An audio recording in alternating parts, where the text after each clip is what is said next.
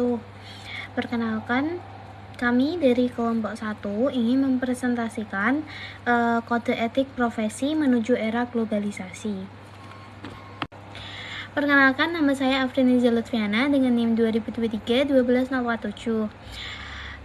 Pengertian kode etik profesi. Kode etik profesi adalah aturan dan pedoman moral yang mengatur perilaku profesional dalam menjalankan tugasnya. Tujuannya untuk memastikan profesional bertindak jujur, berintegritas, dan memberikan layanan yang adil serta berkualitas kepada masyarakat.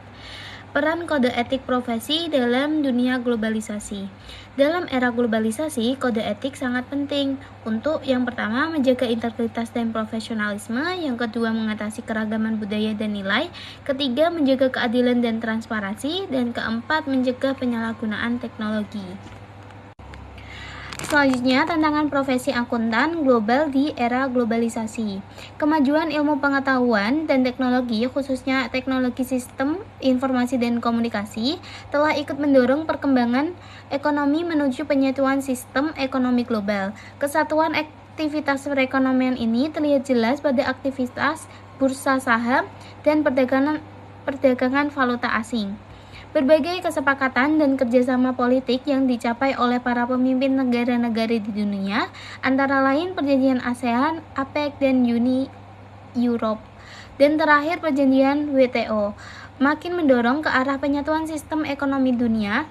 Sayangnya, aktivitas bisnis perusahaan-perusahaan, khususnya perusahaan-perusahaan multinasional yang telah bergerak di mancanegara, masih menyisakan persoalan di bidang profesi audit dan akuntansi. Saat ini, sedikitnya ada 2 persoalan di bidang audit yang belum dapat mendukung ke arah kesatuan ekonomi.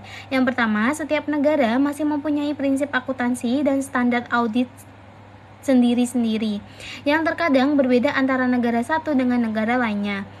Banyak negara yang mewajibkan agar setiap perusahaan yang beroperasi di wilayahnya menyusun laporan keuangan sesuai dengan prinsip akuntansi yang berlaku di negaranya masing-masing. Yang kedua, profesi akuntan di dunia belum sepenuhnya serius dalam mengembangkan standar perilaku etis profesi akuntansi. Pada abad ke-20 dapat dikatakan ada 3 aliran akuntansi dan audit yang mendominan diterapkan oleh perusahaan atau organisasi, yaitu yang pertama, sistem Anglo-Saxon yang dimotori oleh AS. Yang kedua, sistem kontinental yang berlaku di Belanda, Jerman, dan beberapa negara Eropa. Yang ketiga, sistem yang berlaku di Inggris dan negara-negara persemakmuran. Perbedaan prinsip akuntansi dan audit antar negara menyulitkan perusahaan multinasional, terutama ketika akan go public di negara lain yang memiliki standar berbeda. Berbagai skandal akuntansi di abad ke-21 juga merusak citra profesi, sehingga mendorong organisasi akuntan memperketat kode etik. IAI bersama organisasi profesi negara ASEAN dan Australia berupaya mempersempit perbedaan standar teknis dan perilaku. Secara global, lembaga seperti IASB dan IFAK dibentuk untuk menyelaraskan standar akuntansi dan audit serta mengembangkan kode etik internasional.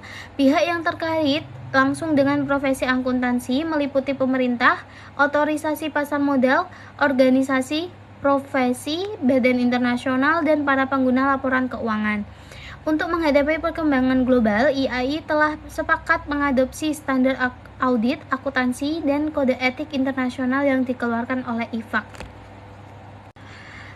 Selanjutnya, prinsip kode etik profesi yang relevan di era globalisasi. Untuk dapat menghadapi kode etik profesi harus mencakup prinsip-prinsip berikut. Yang pertama, integritas, yaitu setiap profesional harus bertindak dengan jujur, dapat dipercaya, dan konsisten dengan prinsip moral yang tinggi, meskipun beroperasi dalam konteks global yang penuh dengan tantangan dan godaan. Yang kedua, keadilan dan kesetaraan. Prinsip ini mengharuskan para profesional untuk memperlakukan semua pihak dengan adil, tanpa membedakan ras, agama, jenis kelamin, atau status sosial. Keadilan ini juga berlaku dalam hal akses terhadap layanan dan kesempatan. Yang ketiga, transparansi, yaitu dalam dunia yang semakin terhubung, setiap keputusan dan tindakan yang diambil oleh seorang profesional harus dilakukan secara terbuka dan akuntabel, agar tidak menimbulkan kecurigaan dan kerugian bagi pihak lain. Keempat, Tanggung jawab sosial. Kode etik profesi harus mendorong para profesional untuk mempertimbangkan dampak sosial dan setiap tindakan dan keputusan yang mereka ambil. Ini sangat penting dalam menghadapi permasalahan global seperti ketimpangan sosial, lingkungan, dan perubahan iklim. Dan terakhir, kerahasiaan dan privasi, yaitu profesional di bidang apapun harus menjaga kerahasiaan data dan informasi yang diperoleh dalam menjalankan tugas mereka. Dalam era digital, pelanggaran terhadap privasi data dapat merusak reputasi dan kepercayaan yang diberikan kepada profesi tersebut. Saya Sofi Wulandari dengan NIM 044. Penerapan kode etik dalam berbagai bidang itu ada profesi kedokteran, hukum, dan akuntan, dan berbagai macam lainnya. Profesi kedokteran, di bidang kedokteran itu kode etik mengharuskan para profesional untuk memperhatikan hak pasien, menjaga kerahasiaan medis, serta menghindari diskriminasi dalam memberikan layanan kesehatan. Yang kedua, ada profesi hukum. Dalam profesi hukum, kode etik memastikan bahwa pengacara atau hakim bertindak dengan keadilan, tidak memihak, serta tidak terpengaruh oleh faktor eksternal yang dapat mengganggu objektivitas. Yang ketiga, ada profesi akuntansi akuntan yang harus menjaga independensi, integritas, serta transparansi dalam menyusun laporan keuangan. Di era globalisasi, akuntan juga harus mempertimbangkan standar akuntansi internasional agar dapat berkompetensi di pasar global. Selanjutnya, kode etik profesi akuntan di Amerika Serikat. Yang pertama itu dapat memberikan motivasi melalui penggunaan tekanan dan rekanan sejawat atau peer pressure. Yang kedua, dapat memberikan pedoman yang lebih stabil tentang benar atau salah dari mengandalkan kepribadian manusiawi atau keputusan yang selalu bersifat ad hoc. Yang ketiga, dapat memberikan tuntutan, terutama dalam menghadapi situasi yang abu-abu atau ambiguous situation. Yang keempat, ada kode etik tidak dapat menuntun perilaku karyawan atau employee, namun juga dapat mengawasi kekuasaan autokrasi atasan atau employers. Yang kelima, ada kode etik dapat merinci tanggung jawab sosial perusahaan itu sendiri. Yang terakhir, kode etik sebenarnya untuk kepentingan bisnis itu sendiri. Jika bisnis itu tidak mau mengawasi perilaku dirinya sendiri, maka pihak lain yang akan mengawasinya. Selanjutnya ada kode etik profesi akuntan di beberapa negara. Kode etik profesi akuntan International Federation of Accountants atau disingkat dengan IFAC merupakan organisasi global untuk profesi akuntansi. Nah, IFAC ini berkomitmen untuk melindungi kepentingan umum dengan mengembangkan standar internasional menjadi berkualitas tinggi, mempromosikan nilai-nilai etika secara intensif, mendorong kualitas praktek, dan mendukung pembangunan di segala bidang profesi di seluruh dunia. Kode etik ini meliputi dalam 3 bagian, yaitu pertama bagian A, bagian yang menetapkan prinsip-prinsip dasar etika untuk akuntan dan menyediakan kerangka kerja konseptual untuk menerapkan prinsip-prinsip tersebut. Kemudian bagian B dan C menggambarkan bagaimana kerangka kerja konseptual diterapkan dalam situasi khusus. Kemudian ada prinsip fundamental etika atau IFAK. Itu ada 5, yaitu objektivitas, integritas, kompetensi profesional dan kehati-hatian, kerahasiaan, dan perilaku profesional.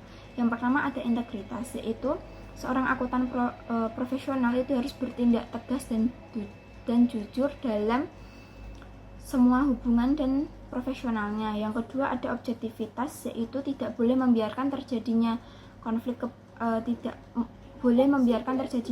kepentingan atau di bawah pengaruh orang lain yang mengesampingkan pertimbangan bisnis dan profesional.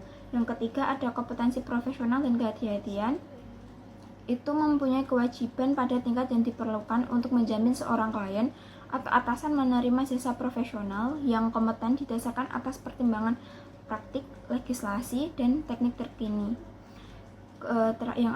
Yang keempat, kerahasiaan. Seorang akuntan itu harus menghormati kerahasiaan informasi yang diperolehnya dan tidak boleh membagikan informasi tersebut kepada pihak ketiga atau siapapun. Yang terakhir ada perilaku profesional. Seorang akuntan itu harus patuh pada hukum dan perundang-undangan yang relevan dan harus menghindari tindakan yang dapat mendiskreditkan profesi. Perkenalkan, nama saya Anissa Saidatul Hikmah dengan NIM 145. Contoh kasus, laporan Badan Pengawas Keuangan dan Pembangunan atau disebut dengan BPKP diduga telah melakukan kolusi dengan pihak bank yang diaudit antara tahun 1995 sampai 1997. Nah, Koordinator ICW, Teten Masdukin, mengungkapkan berdasarkan temuan BPKP bahwa 9 dari 10 KAP yang melakukan audit terhadap sekitar 36 bank bermasalah ternyata tidak melakukan pemeriksaan sesuai dengan standar audit. Nah, hasil audit tersebut terbukti tidak sesuai dengan kenyataan sehingga mayoritas bank-bank yang diaudit, termasuk di antara bank-bank yang dibekukan di kegiatannya oleh pemerintah, sekitar tahun 1999, ke-9 KAP tersebut yaitu EI dan R, HTNM, HNR, JMNF, R, PUNR, RY, SNS, SDNR, dan RBTNR. Nah, dengan kegiatan lain, ke-9 KAP tersebut telah melanggar etika profesi. Diduga terjadi kolusi antara KAP dengan pihak bank untuk memoles laporan sehingga memberikan laporan palsu yang merupakan tindakan kejahatan. ICW kemudian melaporkan hal tersebut kepada pihak kepolisian untuk pengusutan lebih lanjut. ICW menilai laporan KAP tersebut bukan sekedar human error, tapi terdapat indikasi penyimpangan, manipulasi, dan rekayasa akuntansi. Nah, ICW juga menyayangkan bahwa Dirjen Lembaga Keuangan tidak melakukan tindakan administrasi meskipun BPKB telah menyampaikan laporannya. ICW mengambil inisiatif untuk mengekspos laporan BPKP karena kesalahan 9 KAP tersebut tergolong berat. Ke-9 KAP dianggap menghasilkan laporan yang menyesatkan publik, misalnya memberikan opini bahwa bank sehat padahal sesungguhnya menjelang bangkrut. Hal ini merugikan oleh masyarakat. Selanjutnya ada analisis kasus. Dalam kasus ini ditemukan bahwa KAP yang melakukan audit terhadap 36 bank bermasalah tidak menjalankan pemeriksaan sesuai standar audit. Nah, KAP telah melakukan penyimpangan terhadap tujuan profesi akuntansi, yaitu memenuhi tanggung jawab profesional dengan standar integritas dan kompetensi tertinggi. Nah, selain itu, KAP melanggar beberapa prinsip dalam kode etik profesi akuntan, yaitu yang pertama ada tanggung jawab. Akuntan wajib menjaga tanggung jawab profesional kepada publik dan memakai laporan. Dalam kasus ini, KAP gagal karena menerbitkan laporan tidak benar sehingga menghilangkan kepercayaan publik. Yang kedua, kepentingan publik. Nah, KAP seharusnya mengutamakan kepentingan publik. Dan mereka lebih memihak klien dengan membuat laporan tanpa sehat sehingga merugikan masyarakat dan pengguna pelaporan. Yang ketiga, integritas. Akuntan harus jujur dan berintegritas. KAP melanggar prinsip ini karena menyajikan laporan yang tidak sesuai fakta dan menyesatkan regulator serta publik. Keempat, objektivitas. Anggota profesi wajib bebas dari bias dan benturan kepentingan. Nah, KAP tidak objektif karena terpengaruh kepentingan klien sehingga memberikan penilaian yang tidak adil. Yang terakhir, standar teknis. Akuntan harus bekerja sesuai standar audit dan regulasi. KAP melanggar prinsip ini karena audit tidak dilakukan sesuai standar sehingga menghasilkan laporan yang menyesatkan. Nah, jadi kesimpulannya yakni kode etik profesi sangat penting untuk menjaga integritas, profesionalisme, dan kualitas kinerja akuntan di era globalisasi. Tantangan global seperti perbedaan standar akuntansi, perkembangan teknologi, dan kompleksitas bisnis menuntut akuntan untuk mematuhi prinsip etika internasional dari IFAK, termasuk integritas, objektivitas, kompetensi profesional, kerahasiaan, dan perilaku profesional. Pelanggaran etika seperti manipulasi laporan atau ketidakpatuhan terhadap standar audit dapat merugikan masyarakat dan merusak kepercayaan publik. Karena itu, akuntan harus memperkuat komitmen etika agar dapat bersaing secara sehat dan memberikan kontribusi positif bagi dunia bisnis dan masyarakat. Demikian presentasi dari kelompok kami, kurang lebihnya mohon maaf. Wassalamualaikum warahmatullahi wabarakatuh.